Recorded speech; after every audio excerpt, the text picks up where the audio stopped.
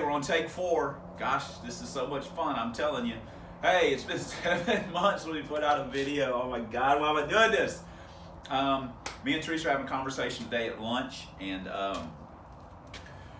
you know, she hears a lot, obviously, from me about how I'm aggravated with my hobby and YouTube and stuff, and it's me. You know, it's not you guys, or it's not YouTube. It's just me. That the I don't want to say pressure, but the expectation I put on myself when I'm making videos. I'm never happy, and maybe I would never be happy doing them because I'm not happy with the production quality. I'm not happy, and of course, you know, well, it's like do something about it. Well, you know, I don't want to buy a bunch of fancy cameras and a gimbal and all this whatever, all that crap. I don't, you know, and your fancy editing stuff. I don't want to do all that crap. I have a full-time job. I don't want to buy all that garbage and sit in front of the computer for hours on end, because that comes into my next thing. If you're doing a YouTube channel, TikTok or Instagram, whatever that stuff is, why are you doing it? To make money. That's what a lot of people are doing it. Make money, sell merch, get that cheddar, however you get it. 2, be popular. You want to be somebody, you want to be famous. Even when you say, I don't want to be famous, you want to be famous. Now, that's why you're doing the channels. Or you do it just for fun. Now, that was my thing. I originally started this channel to motivate myself, to make myself get out and work on cars, work on my projects. Like, hey, if I've got something else to do, like film myself doing it, maybe it'll be fun. I can joke around. I kind of naturally prank around and stuff anyway. So it's like, hey, I can kind of be funny and, you know, or just joke around because I talk to the cats, I talk to the car, you know, I just talk to myself. So it's what's the difference of having a camera sitting there? So that was the main goal. And to kind of maybe it didn't evolve into like record, you know, hey, memories and track stuff. And it is helpful when you're trying to watch the car and figure out what's going on or what happened inside the car. You know, when you miss a gear or you hear something, especially for me because I know what happened in it. So I'm like, oh, okay, that's what that was. And then it became something that I would call a burden. It became work, and it was something I resented and was just, I just hated it. And so I just quit. And it had a profound effect actually on my hobby. Maybe they went hand in hand. Maybe I was just getting burned out. Maybe it was too many projects. Maybe it was just getting older. Maybe it was YouTube. Maybe it was other stuff. I honestly don't really know, but been feeling this for a long time. I felt like this for a long time. So, having said all that, and I know it's already long, we're not like coming back. We're not going to do a bunch of videos and start up all this kind of stuff again, everything like that. We got a dog. She's a rescue. Let me see if she'll come in here. Shelby! Come on. Hey, girl. Come on. Yeah, come on. We've only had her for 3 months. Yeah, you don't come in the shop a lot. So, we've only had her for We've only had her for 3 months. And she's 1 year old. She had her birthday yesterday. I'll put that in right here. Happy birthday to you. Happy birthday to you. Happy birthday, dear Shelby. Happy birthday to you. Blow out the candle. She needs to get the cake part. That's the good part. Maybe. I don't know if it's good or not.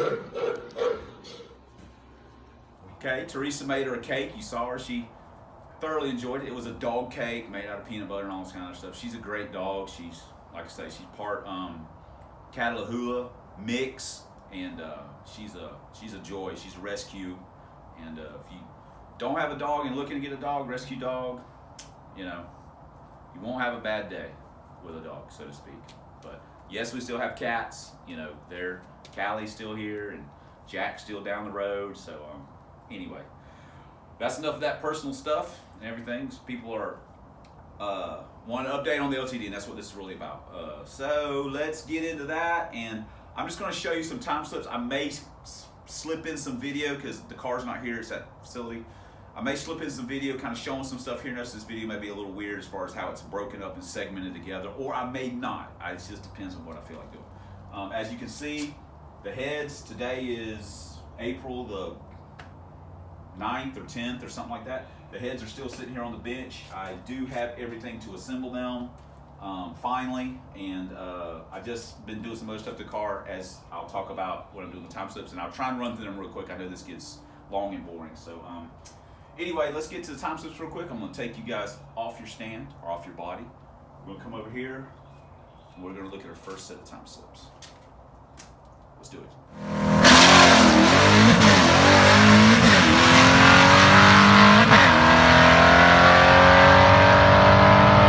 The last time we went to the track was in August that you guys saw. It's been a while, right? This is from, and we had ran our low sevens, but we ran a bogus, what I call bogus 696, because the 60 foot was way, way good. So anyway, here we go. Our first pass, we had changed real quick. We went to basically a 2-inch spacer. We'd taken the 1 5/8 headers off and put on some 1 3/4 max. We went with our Goodyear front runners, and we changed the rear shocks. So, and the weather was way better. You can see right here, plus 200, plus 150, plus 70, and then minus 18 on the DAs. So, our first pass was a 727 at 96.6. We were pretty happy with that. It spun pretty bad, 169. We came back around, tried the other lane. It spun again. 707 at 97.7. Then this was our first, what I call our first legitimate 6. 60 foot was pretty good. 697 at 98. We were pretty happy with that. Then we backed it up. 699 at 97.64. Then we went a 695 at 98 with a 147. Also bear in mind that, you know, we're trying to get the car a little figured out. 146, 696 at 97. 692 at 97.9, 60 foot. We're messing with launch RPM as we're going through this. 690 at 98.4, 144. This was the money shot for that night. 685 at 98.9, 143, 60 foot. That was good. That was a real good run for us. We were happy with that. 144, 693 at 98. 149, 697 at 98.9. Then we ran another 692 at 98. Then we swapped lanes. We went 145, 689 at 98. Then a 698 at 98. Spun on that one, 52, 60. We swapped lanes again. It really spun on that one. 718, 96.7, 163. Then we swapped back over, 690 at 98.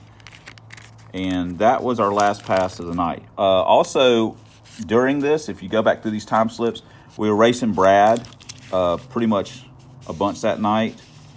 Near the end, 044 is his number. That's him right there. He had some trouble with the tree. 701. And you can go back through if you want and catch some of Brad's passes on that one. Kevin was not at the track that night. So, all right, well, let me get the next set of time slips ready, and we'll be right back. All right, this was our next track trip. As you'll notice, it was January the 17th. We weren't able to get back up to the track due to some weather. We didn't have the car ready. And what we changed on this is we took some weight out of the car. We didn't really do any performance changes.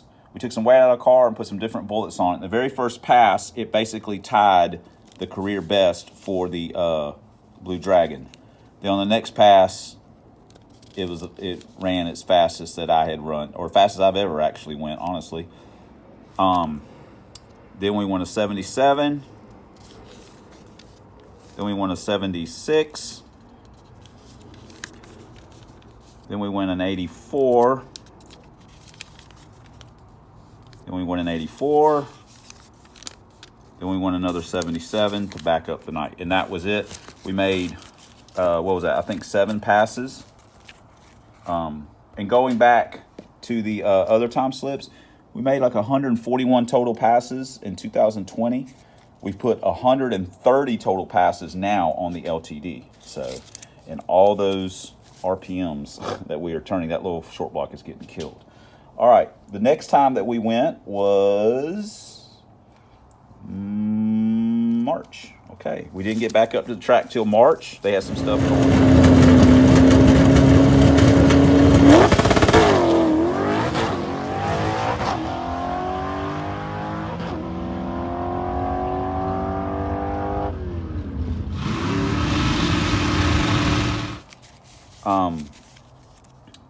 I had I'll put the DA for the January time slips in there. So, okay, this one, we didn't really do anything. We retarded the cam 5 degrees, or I'm sorry, 4 degrees, my bad. We retarded the cam, we put a new timing chain in it, and we retarded the camshaft. And it did not like it at all.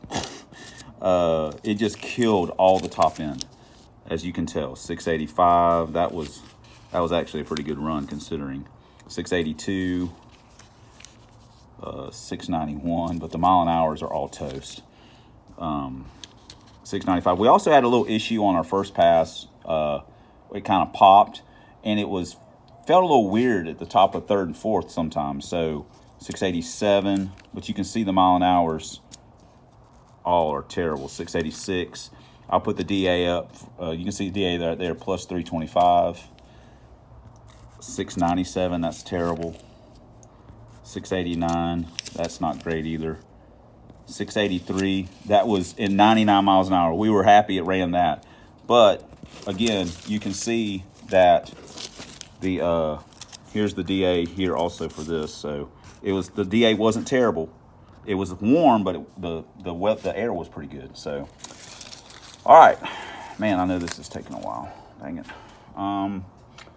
The next time we went was March the 21st. Okay, we pulled the X cam out, and we put Crowler 15513 in. Lots more duration, lots less lift. We're just experimenting, and it blew the tires off. The DA was not as good here. I'll have to put that up, and almost basically kind of ran the same. 684 to 100, 683 at 98.8.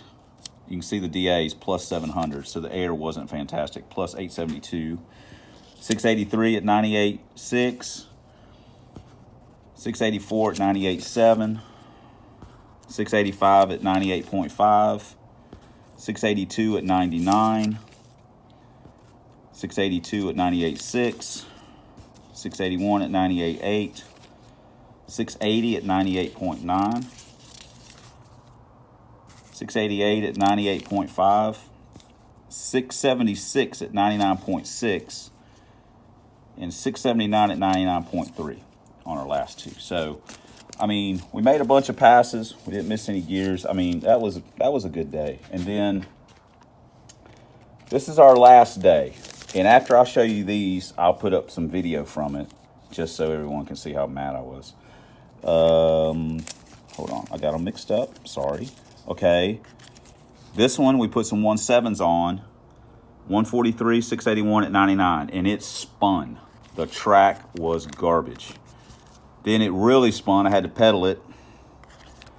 And then the two-step, had a problem with the two-step. Car spun real bad. I missed second because I was so upset when it left the starting line. And then I came back, kicked a box fan in about 25 pieces, threw it in the garbage can, changed all my tires, and I was done for the night. Kevin will have that video up at some point. So not me kicking the fan, I don't guess. But anyway, we're going to go. I'm going to put the in-car video and what little out-car video up that I have of that, and we'll be right back.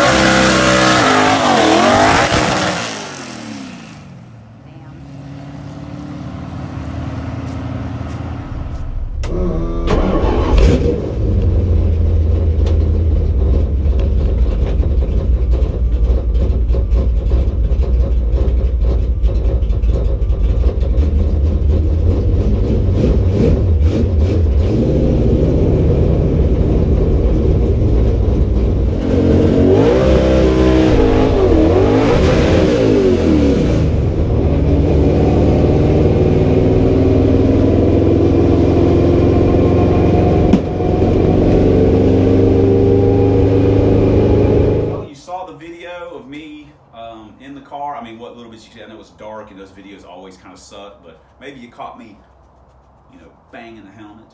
The first pass I made, the 681 or whatever, I didn't have any in-car of that. I just had in-car, of course, of the 699 and in-car of the disaster pass. So it's just, I was so aggravated when I got back to the pit, so mad. And, you know, Teresa was doing the outside filming for me. She went to the track. I asked her if she wanted to go, and, you know, she did. It was, you know, it was very nice having her there. But anyway, that's it. We got some more stuff, obviously stuff planned for the LTD, and we'll kind of maybe do a little video on that, you know, whatever. And I guess, what do you think, Showers? What are you doing, dog? Crazy. I guess that's it. So, you know, for all the you know, people that watch or subscribers or whatever, guys that have commented, you know, we missed the videos and stuff like that, you know, it's, you know, I appreciate it. I mean, I get it. There's channels that I watch. Well, anyway, thanks for, you know, if you subscribe, great. If you watch, that's great too. You know, it's, you know, hit the like button, whatever, the notification button. None of that stuff matters. It just doesn't. So anyway, hope everybody's doing good. Try and stay positive. Try and work on your cars. Try and get out and have some fun. And maybe I will. And we'll see you guys in the next video, whenever that may be. All right, Shelby, let's go.